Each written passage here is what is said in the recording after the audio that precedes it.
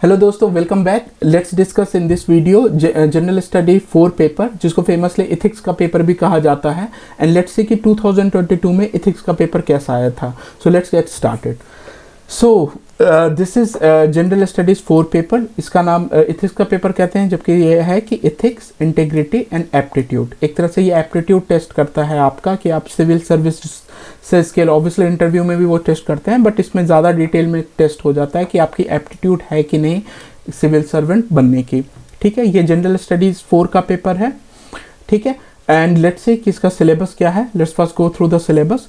So this paper will include question to test the candidates attitude and approach to issue related to the integrity, probity in public life and his problem solving approach. So देखो ये वाला ethics का paper बहुत important है, और इसकी preparation ऐसे होती है कि जैसे जो वर्ड मेंशन है इसमें, जैसे integrity, probity in public life, first of all तो हमें ये सिलेबस में करना पड़ता है कि इनका डेफिनेशन क्या है, इनका मतलब क्या है, वो करना है। और उसके बाद ऑब्वियसली प्रॉब्लम सॉल्विंग अप्रोच कैसे, मतलब कैसे कोई भी प्रॉब्लम को सॉल्व करने का क्या अप्रोच होता है, we will get to know when will discuss these things. इससे क्या क्या प्रॉब्लम, मतलब जनरल क्या क्या सिविल सर्वेंट को प्रॉब्लम और एथिकल डिलेमा फेस करने पड़ते हैं, and when will go through the question, ethics के क्वेश्चन, देन जब उसको सॉल्व करेंगे so you will understand how to approach ethics का क्वेश्चन।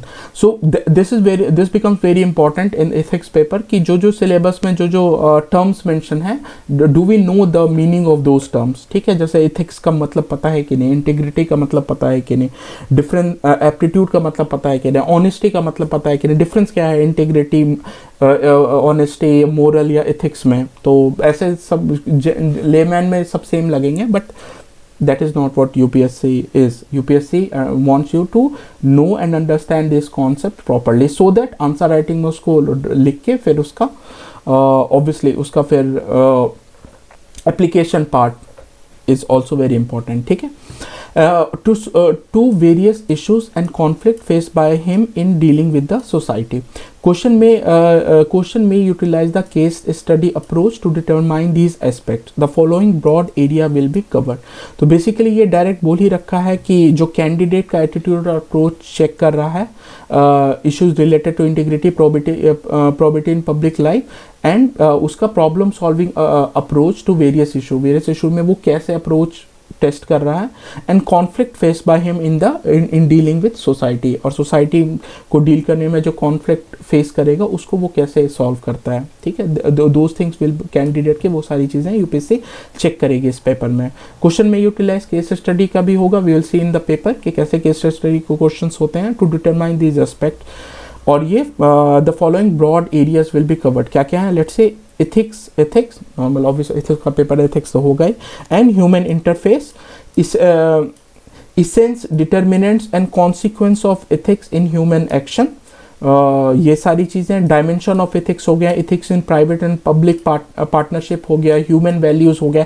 अगेन ये सारी चीज़ें इज़ योर सिलेबस, क्योंकि अनलाइक ज्योग्राफी ये बहुत ज़्यादा कॉमन नहीं है। So we will have to when will do the syllabus we will do each and everything. Okay, we have to do each and everything. At least जो terms mention है वो क्या है, we should be very clear about it. ठीक है, उसका definition of फिनिशन तो पता होना ही चाहिए। Lesson from the lifes of and teaching of the great leaders, again this is very important. Again जो भी हम हिस्ट्री में पढ़ेंगे उसका एक तरह से एप्लीकेशन है, and we will also see in the question कि उनके बहुत सारे फेमस पर्सनालिटीज़ के सेइंग जो कोट्स होते हैं वो कभी कभी यूपीएससी दे देगी, and then you will ask you to elaborate it. ठीक है, फिर reformers of great leaders, reformers, administrator, role of family, society and educational institution in inculcating values, ये सारी पार्ट ऑफ द सिलेबस है तुम्हारा। एटीट्यूड, एथिक्स के बाद attitude is also part of the syllabus.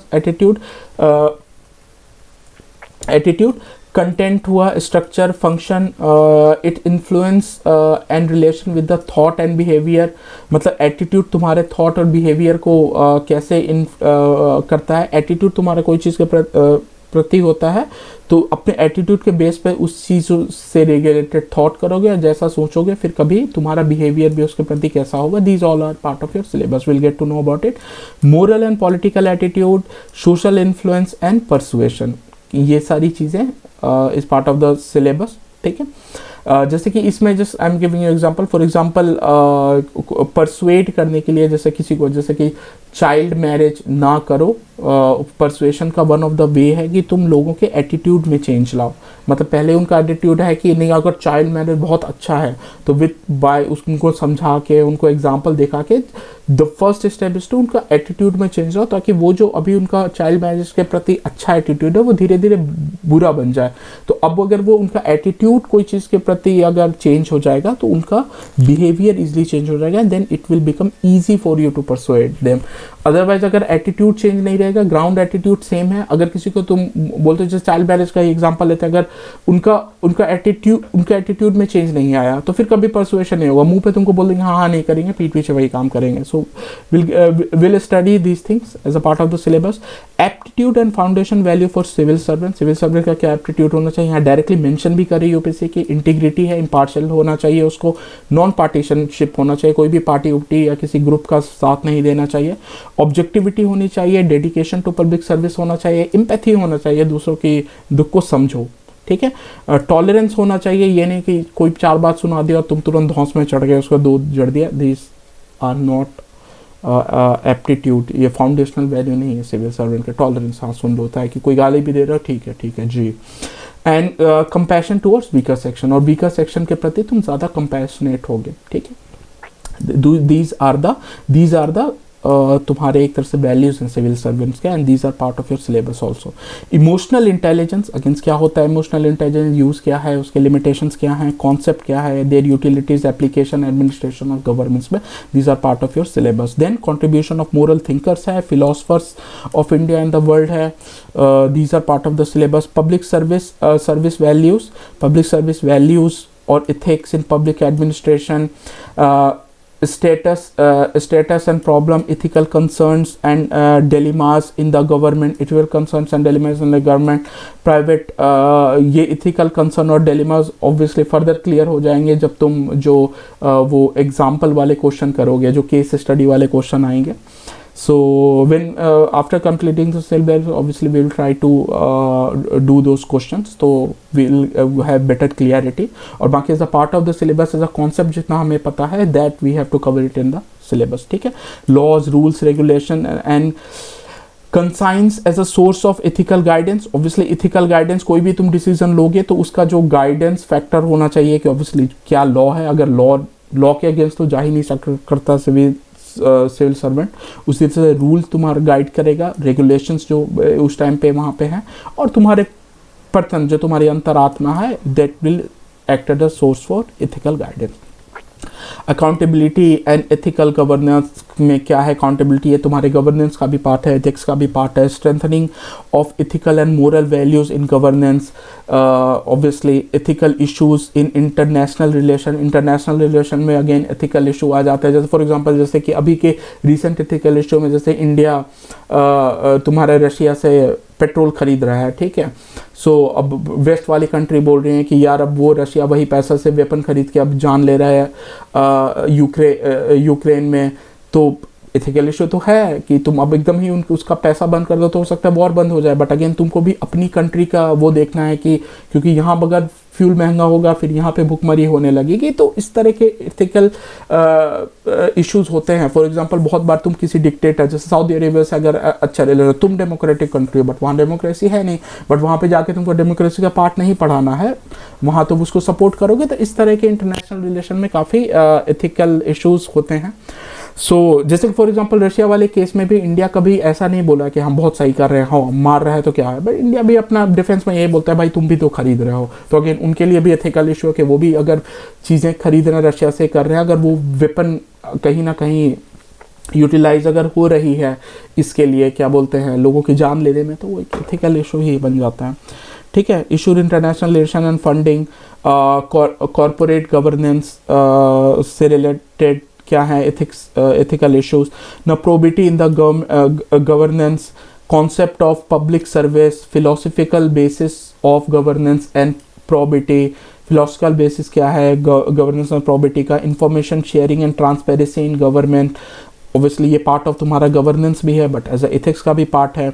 Right to information, जो तुम्हारा as a main syllabus का भी पार्ट है, GS 1 2 3 मतलब GS वाले का भी पार्ट है और इथिक्स पेपर का भी पार्ट है। Code of ethics, code of conduct, citizen charter, work culture, quality of service delivery, utilisation of public fund, challenges of corruption, these all are part of your syllabus. ठीक है, उसके बाद case study on the above issue, this is your ethics का syllabus. Now let's see ethics का paper. इस साल का ethics का पेपर काफ़ी डिफिकल्ट आया था। What I think it is not because question बहुत डिफिकल्ट है, इट वाज बिकॉज क्वेश्चन बहुत लेंदी थे। आई डिस्कस कि क्यों लेंदी थे, तो लिमिटेड टाइम में उसको करना बहुत मुश्किल था। जैसे अब ये 10 नंबर का क्वेश्चन पढ़ो, देखो इतना बड़ा सा क्वेश्चन है, तो जब तक क्वेश्चन पढ़ के उसका आंसर करोगे अगेन टाइम निकल जाएगा। वही छोटा सा रहता है कि डिफाइन एथिक्स, डिफाइन मोरल, तो फट से पढ़ो, तुरंत आंसर लिख दो। बस इस तरह के क्वेश्चन जैसे wisdom lying in knowing what to reckon with and what to overlook, मतलब विजडम ऐसा है कि क्या देखा जाए और क्या अनदेखा कर दिया जाए। ऑब्वियसली हर चीज़ पीछे पढ़ के नहीं कर सकते। And officer being engrossed with the periphery ignores the core issue, की ऑफिसर बहुत बार कोर इशू इग्नोर कर देता है और आसपास की चीज़ों पर ध्यान देता है। ये बहुत ज़्यादा रेयर नहीं है ब्यूरोक्रेसी में। क्या do you agree that such preoccupation of an administration lead to travesty of justice to cause and effect of service delivery and good of travesty of justice to the cause of effective service and delivery and good governance, critically evaluate. अब critically evaluate होना, obviously कोई अगर civil servant core issue को छोड़ के इधर उधर फर्जी इशू पे, फर्जी इशू भी बहुत बार कभी इंपॉर्टेंट होते हैं, बट कोर इशू जिस काम के लिए तुमको भेजा जा रहा है वो भी बहुत इंपॉर्टेंट है। तो अगर वही पूछ रहा है, अगर कोर इशू को छोड़ के इधर उधर पे ध्यान देते हैं तो उससे क्या ट्रैवर्सरी ऑफ जस्टिस हो जाती है। तो you have to give your answer. हाँ हो जाती है, तो कैसे हो जाती है। इथिक्स के पेपर में अगेन एग्जाम्पल बहुत इंपॉर्टेंट होता है। इट्स नॉट लाइक कि कोई रियल लाइफ ही एग्जाम्पल हो, but you can form the example, क्योंकि यहाँ भी जो केस स्टडी होगा तो कोई रियल लाइफ केस स्टडी होगा। यूपीएससी एक अज्यूम करती है सिनेरियो कि ऐसा ऐसा केस है, तो उसमें तुम क्या करोगे, तो तुम you can always give example, specially ethics के पेपर में अपने बना के। जैसे कि फॉर एग्जांपल तुम कोई भी यहाँ पे एग्जांपल ले लोगे कि हाँ ये सिविल सर्वेंट है जिसका कोर इशू ये था, लेकिन वो अगर इस पे ध्यान देगा तो ये प्रॉब्लम हो जाएगी। सो इथिक्स के पेपर में एग्जाम्पल्स बिकम्स वेरी इंपॉर्टेंट तुम्हारे आंसर को इलेबोरेट करने के लिए, वरना जस्ट डेफिनेशन के बेसिस पर हाउ विल यूपीएससी नो कि तुम्हारा एप्टीट्यूड है कि नहीं। कोई भी चीज़, जैसे फॉर एग्जांपल मैं भी तुम्हें कोई कॉन्सेप्ट अगर समझाऊंगा एज अ सिलेबस में, the best way to explain a concept is through example. और यूपीएससी में यही देखोगे कि इथिक्स के पेपर में जो क्वेश्चन आएंगे उसके आंसर किसी भी बुक में नहीं लिखोगे, वो उस तरह का क्वेश्चन तुमको आंसर देना है based on the definition, obviously based on the concept, understanding of the concept तुमको आंसर देना है। सो उस आंसर को इथिक्स के पेपर में यू विल ऑलवेज सी कि example becomes very important. It's not कि रियल लाइफ भी एग्जाम्पल दे दो तो बहुत ही अच्छा है, बट अगर रियल लाइफ एग्जाम्पल नहीं है तो तुम एक हाइपोथेटिकल एग्जाम्पल लेके एक्सप्लेन कर सकते हो, so that UPSC will get to know कि हाँ तुम जो लिख रहे हो, जो बोल रहे हो उसको मतलब अंडरस्टैंड कर रहे हो कि नहीं। That becomes very critical. अब देखो कितना बड़ा क्वेश्चन है, लेट्स सी। अब second part, apart from the intellectual competence and moral quality, empathy and compassion are some of the other vital attribute that facilitate the civil servant to be more competent in tackling the crucial issue or taking critical decision, explain with suitable illustration. तो suitable illustration होगा कि obviously just intellectual competence और moral quality तो है ही, empathy और compassion भी बहुत important हो जाता है। फॉर एग्जांपल मान लो कहीं पे अनरेस्ट है, ठीक है, कोई दो ग्रुप में लड़ रहा है, अब तुमको जाके तुम्हारी कॉम्पिटेंस तो है, बट अगर तुमको एम्पैथी होगा, अगर कंपैशन होगा, अगर कहीं किसी के साथ गलत हो रहा है, तो you will be able to understand that problem better और उसका सॉल्यूशन तुम लॉन्ग लास्टिंग सॉल्यूशन ला पाओगे, बिकॉज तुम्हारे माइंड में ये रहेगा, क्योंकि तुम एम्पैथेटिक हो, तुम कंपैशनेट हो, तुम्हारे माइंड में ये रहेगा कि भाई इस इशू की वजह से जिसको दिक्कत हो रही है फ्यूचर में ना हो, तो तुम्हारा सॉल्यूशन दैट्स वाई जो अगर एम्पैथी और कंपैशन जिसके अंदर रहता है वो ज़्यादा इन्वॉल्व होकर, ज़्यादा एफर्ट लगा के परमानेंट सॉल्यूशन फाइंड करने की कोशिश करेगा। ठीक है। फॉर एग्जाम्पल गरीब है, अगर कहीं भुखमरी है, अगर तुमको इम्पैथी नहीं होगी, तुम जाओगे बस पैसा दे दोगे निकल जाओगे, ठीक है भैया अभी तो नहीं, मेरा ट्रांसफर हो जाएगा, कौन देखता है कल को, ठीक है। बट अगर तुम कंपैशनेट हो गए तो you will try to find कि नहीं यार आज तो पैसा दे दिया, कल कैसे होगा। So you will try to find a solution कि परमानेंट जॉब लग जाए उनको, स्किल डेवलपमेंट कुछ करके, कोई इंडस्ट्री छोटा मोटा सेटअप करके। सो ऑब्वियसली जब तुम दूसरों का दर्द समझोगे तो दूसरों की प्रॉब्लम का बेटर सॉल्यूशन निकाल पाओगे, ठीक है। The rules and regulation provided to all the civil servant are the same, yet there is a difference in performance. ये बोल रहा है यूपीएससी, खुद ही एडमिट कर रहा है, ठीक है। सबके लिए रूल्स रेगुलेशन सेम है, फिर भी परफॉर्मेंस डिफरेंस है। Positive minded officer are able to interpret the rules and regulation in favour of the case and achieve success, whereas the negative minded officer are unable to achieve the goal by interpreting the same rules and regulation against the case, ठीक है, against the case. So discuss with illustration. So फिर वही है, यहाँ भी example देके तुमको करना है कि पॉजिटिव माइंडेड मतलब सेम रूल एंड रेगुलेशन को तुम कैसे पॉजिटिवली इम्प्लीमेंट करके लॉन्ग लास्टिंग मतलब एक ऑफिसर है, इस वाला प्रॉब्लम आया था तो ये रूल्स था, इस रूल का ये इंटरप्रिटेशन निकाल के उसने सक्सेसफुली कर लिया। और जो नेगेटिव माइंडेड सिविल ऑफिसर था, वो नेगेटिव माइंडेड था, वो इसी रूल को ऐसे इंटरप्रेट करके और वहाँ पे जाके ज़्यादा काम करके आ गया, मतलब प्रॉब्लम और बढ़ा के आ गया, ठीक है, अचीव। तो दैट्स वाई एथिक्स के पेपर में जिस कॉन्सेप्ट भी इंपॉर्टेंट है और एग्जाम्पल बिकम्स वेरी इंपॉर्टेंट, वरना तुम कैसे समझाओगे इसको, इस चीज़ों को। तो obviously you have to give the example, एक हाइपोथेटिकल केस लोगे उससे रिलेटेड, उस क्वेश्चन से रिलेटेड, एंड देन उस क्वेश्चन में बताओगे कि ये ऑफिसर ऐसे बिहेव किया, ये ऑफिसर ऐसे बिहेव किया। सो जो भी पढ़ेगा he will know that you understand the concept, marks मिलेंगे। It is believed that adherence to ethics in human action would ensure in a smooth functioning of the organization and system. If so, what does ethics seeks to promote in human life? Which जब syllabus में हम पढ़ेंगे, you will know about the ethics, so you will be in better position to answer this question.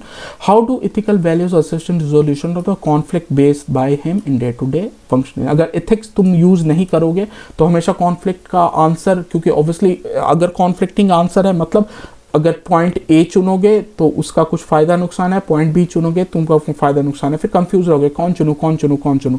लेकिन अगर तुम्हारे ethical stand, अगर ethics तुम्हारे strong है तो you will always go with the answer, मतलब ऑप्शन जिसमें तुम्हारी इथिक्स और इंटीग्रिटी कॉम्प्रोमाइज़ नहीं कर रही है। तो इथिक्स इंटीग्रिटी इसलिए ईजी हो जाता है कॉन्फ्लिक्टिंग। ठीक है भाई, ये वाला ऑप्शन से मुझे नुकसान होगा, but I cannot go against my ethics and integrity, उसको कॉम्प्रोमाइज़ मैं नहीं कर सकता। तो इस तरह के जो स्ट्रॉन्ग वैल्यूज़ अगर किसी के अंदर रहते हैं तो उसके लिए कभी भी कोई भी रियल लाइफ में भी अगर तुम्हारा बेसिक क्लियर है कि तुम क्या नहीं कर सकते हो या तुम क्या करना चाहते हो, अगर ये क्लियर है तो जब भी कंफ्यूजन आएगा तो यू विल ऑलवेज नो कि इन दोनों में से मुझे कौन रास्ता चुनना है, मेरा एंड गोल क्या है जिसको मैं कॉम्प्रोमाइज़ नहीं कर सकता। और ऑब्वियसली कभी ऑप्शन है कि जिसमें कोई ऐसा कोई कोर वैल्यू कॉम्प्रोमाइज़ नहीं हो रही है तो उसमें you can always discuss pros and cons. So that's why ethics becomes very important to these type of conflicting issue को, डे टू डे के कॉन्फ्लिक्टिंग इशू को सॉल्व करने का, कि डिसीजन मेकिंग में कि यू कैन ऑलवेज सी कि ethically क्या सही है and you choose that decision. तो खत्म हो गया। पहले तुम्हारे पास 10 ऑप्शन था, अब तुम 10 ऑप्शन में कंफ्यूज हो, अब किसको चुनोगे? तो वो जो ऑप्शन चुनोगे जो एथिकली सही, एथिकली 10 सही नहीं होगा। तो ethics as a value assistant resolution of conflict faced by him in day to day life. So ये आंसर देना आप कैसे है उसका एग्जांपल दे के कर सकते हो। अगेन ना, अब ये कोट बेस्ड क्वेश्चन आते हैं जो कि फेमस पर्सनैलिटी हैं, जो फिलोसफर्स हैं, उन्होंने जो कोट्स दिए हैं, ठीक है, उस पर क्वेश्चन आते हैं। जैसे for example, ethics is knowing the difference between what you have the right to do and what is right to do. मतलब इथिक्स मतलब is knowing the difference between तुम क्या क्या कर सकते हो legally, what you have the right to do is legally तुम क्या क्या कर सकते हो जो तुम्हारा अधिकार है करना, जिस पे फिर कोई क्वेश्चन नहीं उठा सकता। हाँ भाई हम कर सकते थे, बट इथिक्स तुमको गाइड करेगा कि what is right to do। मतलब तुम्हारा अधिकार जो है वो तो अलग बात है, लेकिन सही चीज़ क्या है वहाँ पे करना वो है। ये पॉटर स्टीवर्ट कहे थे, इसको फिर एक्सप्लेन करोगे, फिर थोड़ा सा इसको एक्सप्लेन करोगे, एंड एक्सप्लेन करने का best way is through example.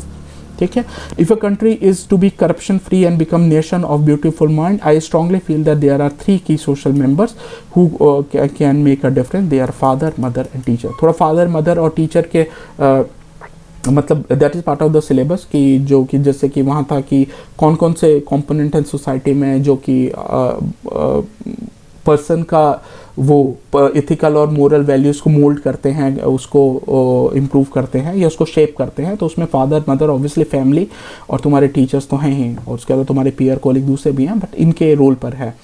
ठीक है, तो ये तुम्हारे हमारे ग्रेट एपीजे अब्दुल कलाम ने कहा था। तो यूपीएससी इसको कह रहा है कि तुम इसको इस कोट से क्या समझते हो, तुम क्या समझते हो, तो तुम बताओ तुम इस क्या समझते हो, और फिर एग्जाम्पल के थ्रू बताओ कि फादर मदर मतलब कैसे कंट्री फ्री हो जाएगी। अगर ऑब्वियसली फादर मदर देंगे तो तुम्हारी पर्सनल वैल्यूज़ बहुत स्ट्रॉन्ग रहेगी, और जो अगर टीचर तुम्हारा अच्छा रहेगा तो तुम्हारी पब्लिक वैल्यू स्ट्रॉन्ग रहेगी। और सो अगर एक पर्सन है जो पर्सनली भी इंटीग्रिटी और इथिक्स में स्ट्रॉन्ग है, अच्छा बंदा है, ऑनेस्ट बंदा है, और पब्लिकली भी अच्छा बंदा है, ऑनेस्ट बंदा है, सो वो हमेशा देश के लिए ऑब्वियसली कंट्री करप्शन फ्री हो ही जाएगी। क्योंकि देखो बहुत बार होते हैं कोई बंदे पर्सनली अच्छे होते हैं, रिलीजियस में ठीक है, भगवान से डर रहे हैं, चीज़ें कर रहे हैं, अल्लाह का खौफ है, बट जब पब्लिक लाइफ में चल जाता है अरे सब करते हैं तो हम भी कर लेते हैं, तब तो करप्शन नहीं जाएगा। उसी तरह से जो मतलब पब्लिक लाइफ में मतलब अगर तुम डर से कर भी रहे हो, पर्सनली तुम करप्ट हो, तो पर्सनली बहुत चीज़ें दूसरों पे डोमेस्टिक वायलेंस करोगे, कूटोगे दूसरों के, तो प्लस इससे भी बहुत सारी प्रॉब्लम क्रिएट होंगे। लेकिन अगर एक बंदा जो जिसके ये सारे वैल्यू स्ट्रॉन्ग रहेंगे, पर्सनली मतलब प्राइवेट और पब्लिक दोनों लाइफ में अगर वो एथिकली स्ट्रॉन्ग रहेगा, obviously he will lead to a corruption free society. ठीक है, वरना वही होगी, अगर तुम्हारे पब्लिक में बस दिखाने के लिए और प्राइवेटली फील नहीं करते हो कि तुम करप्शन अच्छा है या बुरा है, तो तुम दूसरे जहां अनरिलेटेड है वहां फिर करप्शन को तुम नहीं रोकने की कोशिश करोगे। क्यों करोगे, क्या मतलब है, मेरा काम थोड़ी है। लेकिन अगर तुम पर्सनली फील करते हो कि नहीं भैया करप्शन तो गलत है, तो यू विल ऑलवेज, मतलब अगर पब्लिकली फील करते हो तो खुद करप्शन नहीं करोगे, और पर्सनली फील करते हो तो दूसरों को भी करप्शन नहीं करने दोगे। तो इस तरह के करके फिर एग्जांपल यूज करके we have to write the answer. जज your success by what you had to give up in order to get it. Dalai Lama कहें बहुत गहरी बात है। मतलब अब सक्सेस नहीं है, फॉर एग्जाम्पल अगर तुम यूपीएससी के लिए एकदम रात दिन पढ़ के अपना पूरा हेल्थ खराब करके यूपीएससी रैंक 1 ले आए, उसके बाद पता चला अब तुम हॉस्पिटलाइज हो गया और अब उठ नहीं सकते हो, या कोई परमानेंट डैमेज हो गया बॉडी में, तो ऐसा सक्सेस का क्या फ़ायदा।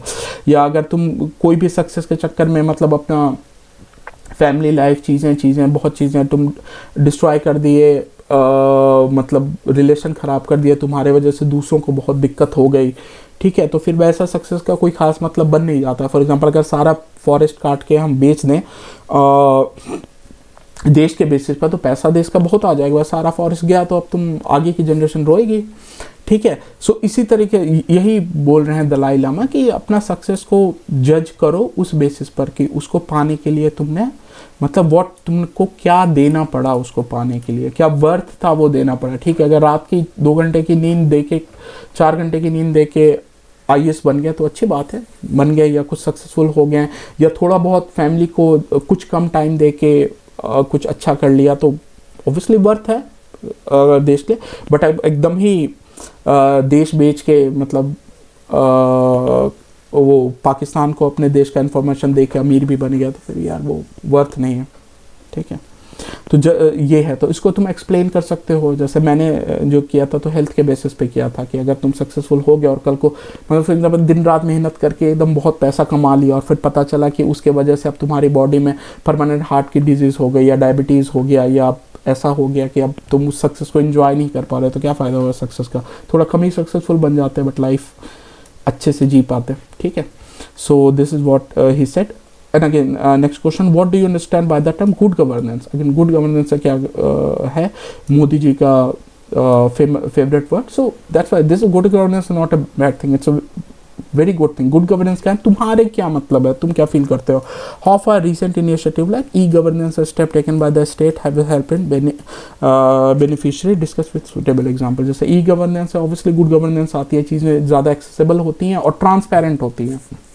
ठीक है, क्योंकि अगर तुम किसी के गवर्नमेंट ऑफिशियल के पब्लिकली चुपके से जाके रूम में मिल के उससे डिस्कस करते हो, तो बहुत सारे ताम झाम होते हैं, अकाउंटेबिलिटी नहीं होता है, बट ई गवर्नेंस को तो हर चीज़ डिजिटली रिकॉर्डेड रहता है, तो अकाउंटेबिलिटी बढ़ती है, ट्रांसपेरेंसी बढ़ती है, तो गुड गवर्नेंस बढ़ेगा। ठीक है। अब अगेन फिर क्वेश्चन आया, online methodology is being use in data. देखो अगेन कोविड के वजह से जो ऑनलाइन चीज़ें बढ़ी, तो इथिक्स में भी उसका क्वेश्चन आया, is being used in day to day meetings. अब ऑब्वियसली जो ऑफिस के बंदे वो जानते हैं कि ऑनलाइन अब मीटिंग होती है। इंस्टीट्यूशनल अप्रूवल्स, अब अप्रूवल्स ऑनलाइन हो जाते हैं, पहले जाके लेना पड़ता था, अब नॉर्मली तुम डॉक्यूमेंट अपलोड कर देते हो गवर्नमेंट के वेबसाइट पर, बहुत सारे अप्रूवल्स तुम्हारे वहाँ से मिल जाते हैं इन एडमिनिस्ट्रेशन में। उसी तरह से टीचिंग, जैसे तुम ये यूट्यूब वीडियो देख रहे हो, that is what is the online methodology. अब टीचिंग में बच्चे भी उसी तरह से, स्कूल में जब कोविड में लॉकडाउन था तो उन्होंने ऑनलाइन टीचिंग करते थे, टीचिंग एंड लर्निंग थी। इन एजुकेशन हो गया, एजुकेशन सेक्टर हो गया। उसके अलावा अब टेली मेडिसिन आ गया, जैसे बहुत सारा तुम आजकल देखते होगे कि दवा ऑर्डर करोगे और तुम्हारे पास प्रिस्क्रिप्शन नहीं भी रहता है, तो you can order it and then doctor phone करेगा एंड ही विल स्टडी, मतलब तुमसे आज प्रॉब्लम पूछेगा और फिर मेडिसिन प्रिस्क्राइब कर देगा, दैट इज टेलीमेडिसिन। उसी अलावा से प्रैक्टो ऐप है जिसमें तुम डॉक्टर को कंसल्ट कर सकते हो ऑनलाइन, अब डॉक्टर के पास नहीं जाना है, सब कुछ डिजिटल हो गया है।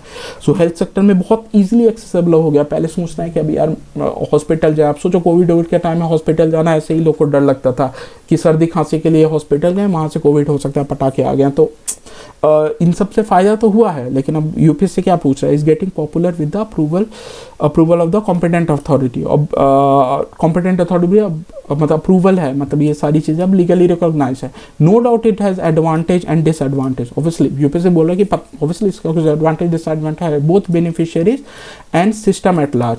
Describe and discuss the ethical issue अब पूछ रहा है in the use of online method particularly to the vulnerable section of the society. अब इथिकल इशू क्या है, तो इथिकल इशूज में वही होगा कि फॉर एग्जांपल अगर तुम हर चीज़ ऑनलाइन कर दोगे तो व्हाट अबाउट दोज पीपल जो कि गरीब हैं, जिनके पास इंटरनेट नहीं है, मोबाइल फ़ोन नहीं है, स्मार्टफोन नहीं है, लैपटॉप नहीं है, उनके लिए तो चीज़ें मतलब आउट ऑफ रीच हो गई ना।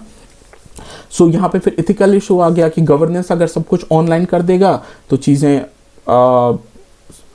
कुछ सेक्शन जो कि एफ्लुएंट हैं, जिनके पास रिसोर्सेज हैं, उनके लिए चीज़ें बहुत इजी हो जाएंगी। और अगर ऑफलाइन का मेथड ही हटा देगा, और नहीं अब सब कुछ ऑनलाइन ही होगा, तो जो वल्नरेबल सोचते हैं उनके लिए तो एक तरह से एक्सक्लूड हो गए उस चीज़ से। तो फिर ये तो एथिकल चीज़ें हो गई, तुम गवर्नमेंट्स में हो के ही अपने सिटीजन को एक्सक्लूड कर दिए।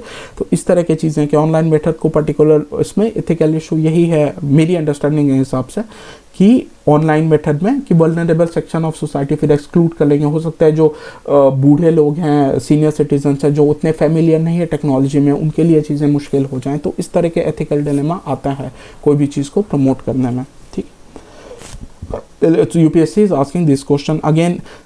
देखो रशिया एंड यूक्रेन वॉर पे, Russia and Ukraine war has been ongoing for these 7 months. Different country have taken independent stands and actions keeping on the view their national interest. We are all aware that war has its own impact on the different aspects of the society, including human tragedy. What are those the ethical issues that are crucial for the consideration while launching a war? तो just Russia का war नहीं पूछ रहा है, Russia का reference देखिए, general ethical issue पूछ रहा है। What is the ethical issue that is crucial to consider while launching a war, and its continuation so far illustrate with the justification of ethical issue involved while giving a state of affair involve in the given state of. अब जैसे पूछ रहा है कि war से related ethical issue क्या होती है। ऑब्वियसली वॉर से फॉर एग्जांपल तुम अब मान लो कि पाकिस्तान टेररिज्म प्रमोट कर रहा है और एक टाइम के बाद तुम्हारा सर घूम गया कि इंडिया का कि भाई अब तो जाके लड़ाई करके मार देते हैं, टेक्निकली वहाँ पे वॉर करके ख़त्म करते हैं टेररिज्म को। तो यहाँ पे एथिकल इशू आ जाती है, क्योंकि जब तुम वॉर पे जाओगे अगेन तुम्हारे सोल्जर्स मरेंगे, लोग मरेंगे, वो मिसाइल लॉन्च करेंगे, फिर फर्दर लोग मरेंगे। तो टेक्निकली तुम टेररिस्ट भी लोग को मार रहे हैं। अब टेररिस्ट लोग को ना मारे, मतलब कुछ और जान बचाने के लिए तुम कुछ और जान दे रहे हो। तो एक पर्टिकुलर जान बचाने के लिए दूसरे का जान देना क्या सही है या गलत है, इस तरह का इथिकल इशू। उसी तरह से मान लो कि तुम जब वॉर पे जाओगे, तुम्हारे कंट्री के रिसोर्सेज लगेंगे, चीज़ें लगेंगे, तो अगेन पॉवर्टी बढ़ेगा। हो सकता है पॉवर्टी से भुखमरी बढ़े, भुखमरी से डेथ हो। तो कोई भी रीज़न से तुम गए, तो अब इस डेथ को तुम कोई भी फॉर एग्जांपल नेशनल सिक्योरिटी के वजह से गए या ज़मीन के लिए गए, फॉर एग्जांपल पाकिस्तान या चाइना मान लो, ये पाकिस्तान का टेररिज्म का एग्जांपल था कि टेररिस्ट से जान बचाने के लिए फर्दर हम वॉर किए जिसमें फर्दर जाने गई, तो एथिकल डिलेमा है कि जान बचाने के लिए क्या जान दिया जा सकता है। उसी तरह से अब फॉर एग्जांपल चाइना तुम्हारा कोई ज़मीन कब्जा कर लिया, अब चाइना बोल रहा है कि भैया लड़ाई करो, फिर ज़मीन लो अपनी, तुम चले गए लड़ाई में, चलो लड़ाई में, अब तुम लड़ाई में गए, तुम्हारे सोल्जर्स ऑब्वियसली मरेंगे, वॉर होगा, सोल्जर्स मरेंगे, आसपास जो बॉर्डर एरिया के लोग हैं वो मरेंगे। तो अब यहाँ पे एथिकल डिलेमा है कि क्या वो ज़मीन के लिए, जो कि ऑब्वियसली तुम्हारा नेशनल रिसोर्स है, उसी तरह से लोगों की जान भी, तुम्हारे सिटीज़न की लाइफ भी, सिटीजन भी तुम्हारे नेशनल रिसोर्स हैं, क्या एक रिसोर्स के लिए दूसरे रिसोर्स को देना सही है, कहाँ तक सही है। ऑब्वियसली पूरी इंडिया पे कब्जा कर ले तो बहुत फिर तो लड़ना मरना वो है, बट जो पार्ट अगर बहुत कम पार्ट है, अगर वो डिबेटेबल है चीज़ें हैं, तो क्या इथिकल इशू है या नहीं है, तुमको करना चाहिए, तुमको डायरेक्ट वॉर पे चले जाना चाहिए क्योंकि यहाँ वॉर का पूछ रहा है, या तुमको इंटरनेशनल फोरम पे जाना चाहिए।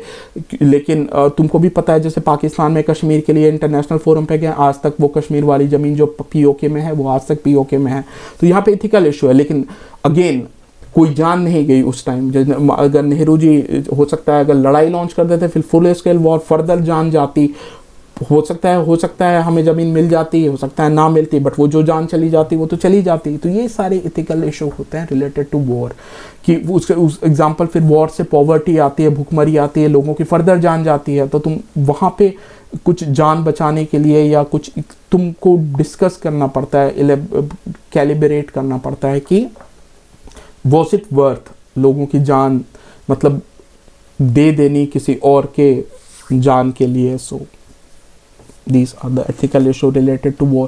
अब रशिया बोलेगा कि मेरी नेशनल सिक्योरिटी का इशू था और आज उसके लाखों सोल्जर्स मर रहे हैं यूक्रेन में, तो इथिकल इशू है रशिया के लिए कि वो फ्यूचर में कभी कोई अटैक ना कर दे जिससे वजह से मेरी जान जाएंगे, तो उसके वजह से आज मैं वॉर कर लेता हूँ और मेरी जान लोगों की जान चली गई। वहाँ तो ऐसा कोई ज़मीन का भी इशू नहीं था, यूक्रेन तो उसकी कोई ज़मीन भी नहीं हटाया था, लेकिन जस्ट अपनी सिक्योरिटी के लिए। और सिक्योरिटी मतलब क्या, तुम्हारी सिक्योरिटी से क्या आएगा, सिक्योरिटी से लोगों की जान बचेगी, तो तुम लोगों की जान बचाने के लिए आज लोगों की जान दे रहे हो, तो ये एक तरह से एथिकल डिलेमा होता है। तो इसमें तुम फोर में भी बोल सकते हो, अगेंस्ट में भी बोल सकते हो, दैट्स वाई इथिक्स क्वेश्चन दोनों लाइन जाते हैं। तो दैट्स वाई तो यहाँ पे एग्जांपल देना इंपॉर्टेंट हो जाता है, जैसे मैंने पाकिस्तान का दिया, कश्मीर कर दिया, तो ये बताता है। Again write a short note on this constitutional morality, ये टर्म आते हैं, तुमको पढ़ोगे as a part of the syllabus. उसका डेफिनेशन, कॉन्फ्लिक्ट ऑफ इंटरेस्ट का क्या डेफिनेशन होता है, कॉन्फ्लिक्ट ऑफ इंटरेस्ट ऐसे भी तुम न्यूज़पेपर में काफ़ी करते हैं। फॉर एग्जांपल अगर कोई भी मतलब कोई भी है, कॉन्फ्लिक्ट ऑफ इंटरेस्ट का एग्जांपल तुम्हारा हो गया, जैसे बहुत बार कोई जज हैं, अगर उसके से रिलेटेड उसमें उसके जजमेंट से उनसे थोड़ा बहुत रिलेटेड है तो वो कॉन्फ्लिक्ट ऑफ इंटरेस्ट हो जाता है। जैसे फॉर एग्जांपल कोई इंडस्ट्रियलिस्ट नेता है, तो वो खुद वोट मतलब वो अगर किसी गवर्नमेंट पॉलिसी में पार्टिसिपेट करेगा जो कि इंडस्ट्री को अफेक्ट करेगी, तो वो कॉन्फ्लिक्ट ऑफ इंटरेस्ट है, वो तो फ़ायदा देखेगा बस इंडस्ट्री का, आम लोगों का क्यों देखेगा।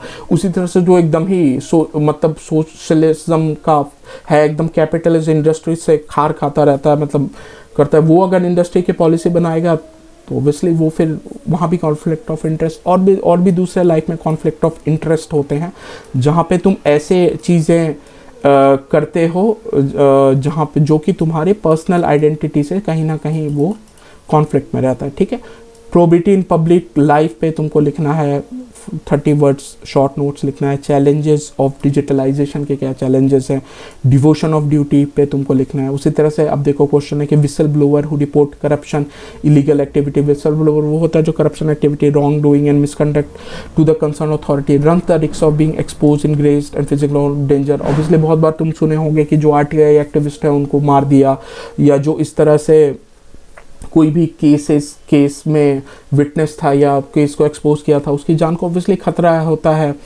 Bye the vested interest accused person and his team. So अब तुम क्या पॉलिसी बनाओगे ताकि प्रोटेक्ट कर पाओ, mechanism to safeguard that whistle blower. तो यूपीएससी ये पूछ रहा है तुमसे।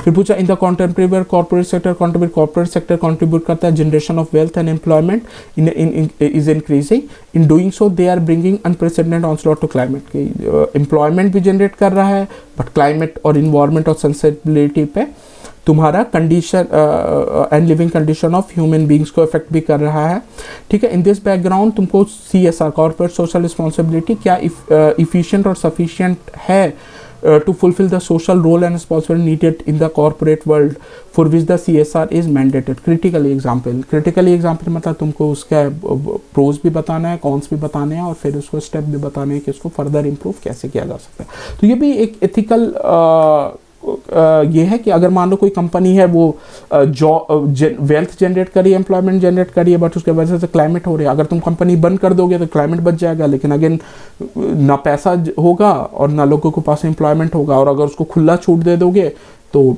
फिर हो सकता है एम्प्लॉयमेंट और इन्वायरमेंट इफेक्ट पड़े। तो इस तरह के कॉन्फ्लिक्टिंग और एथिकल चीज़ें आती हैं, उसके बेस क्वेश्चन रहता है। नाउ अब देखो सेक्शन बी पूरा तुम्हारे केस स्टडी का रहता है। तो एक बहुत बड़ा सा केस स्टडी रहेगा कि प्रभात हो, तुम वाइस प्रेसिडेंट हो और तुमको ये बात पता चल गई और ये बंदा है, ये है, तो अब इसमें डिस्कस करो इथिकल इशू क्या है। इथिकल इशू बेसिकली वही जो कॉन्फ्लिक्टिंग इशू है कि अगर तुम सच का साथ देते हो तो फिर तुम्हारा जान पे खतरा है, अगर तुम जान बचाते हो तो तुम फिर डिसऑनेस्ट हो जाओगे। तो इस तरह के एथिकल इशू होते हैं क्रिटिकली।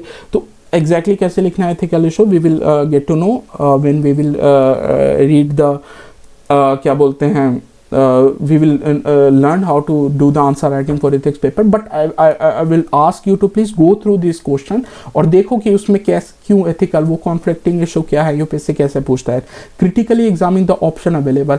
अब जैसे पूछेगा कि तुम अगर वहाँ पे जाओगे तो तुम्हारे जान को खतरा है, नहीं जाओगे तो देश की सिक्योरिटी को खतरा है, और तो एग्जामिन करो क्रिटिकली क्या क्या। तो तुम सारे ऑप्शन बताओगे कि अच्छा मैं जाऊँगा, या एक ऑप्शन में कि मैं जाऊंगा तो ये होगा, नहीं जाऊंगा तो ये है। तो कुछ को क्रिटिकली एग्जामिन करना है। तुम जो भी ये प्रभात ऑप्शन लेगा उस सिचुएशन में उसको क्रिटिकली एग्जामिन करना है कि मतलब उसके प्रोज क्या हैं, उसके कॉन्स क्या हैं, विच ऑफ द, फिर सारे ऑप्शन देके कि ये ऑप्शन ए है जो वो चुन सकता है, ये ऑप्शन बी है, ये ऑप्शन सी है, इसके प्रोज कौन ये है, उसके प्रोज, और फिर फाइनली तुमसे पूछेगा कि इसमें से प्रभात के लिए सबसे अच्छा क्या है और क्यों होगा।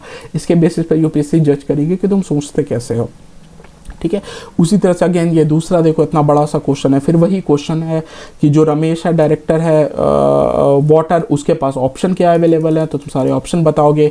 व्हाट ऑप्शन रमेश को कौन चुनना चाहिए, फिर इसमें से कौन सा ऑप्शन चुनना चाहिए, क्यों चुनना चाहिए, what are the ethical dilemmas, फिर तुम एथिकल डिलेमास वही पूछ रहा है कि क्या क्या कॉन्फ्लिक्टिंग डिलेमास हैं, कि मतलब कुछ भी हो सकता है तुम्हारे बच्चे का फ़ायदा नुकसान हो रहा है या तुम्हारा फ़ायदा नुकसान हो रहा है, दूसरी चीज़ें हो रही हैं, तुम्हारे करियर अफेक्ट हो रहा हो, बट तो वो सारे तुमसे एथिकल डिलेमा पूछ रहा है।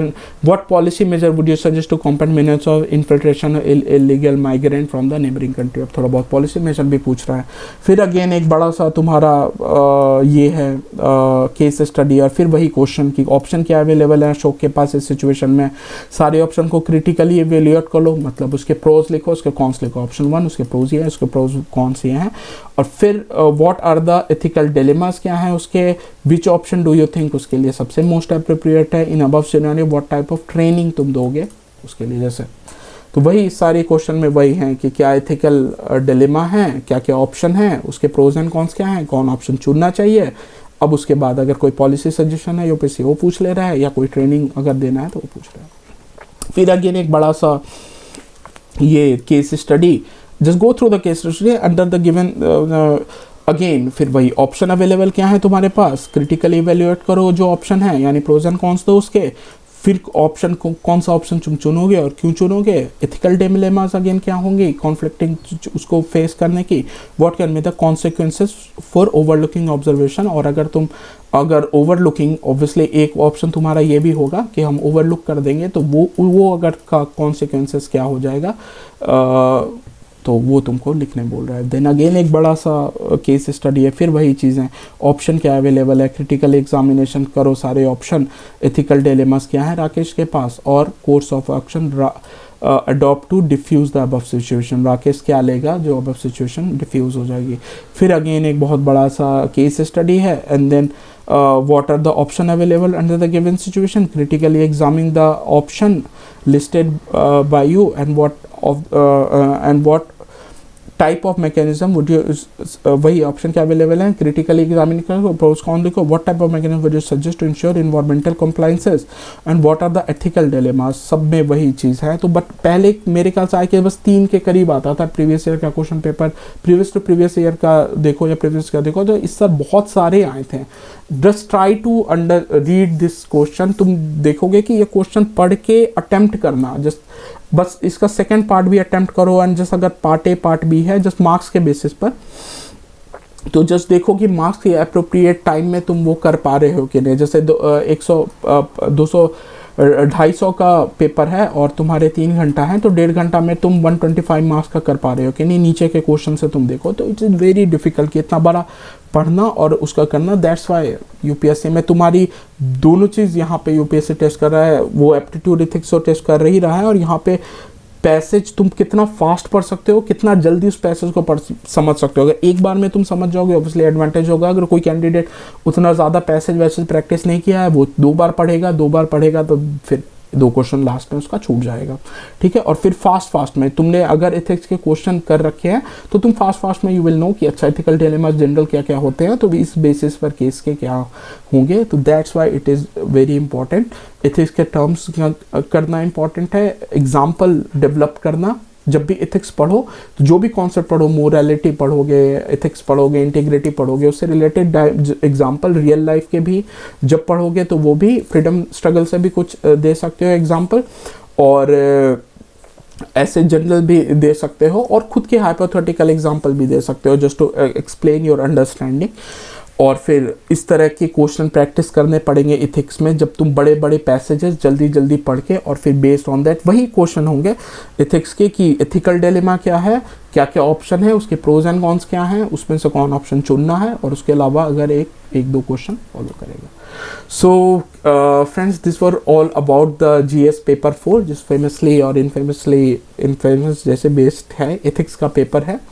And we will discuss, so let's discuss further.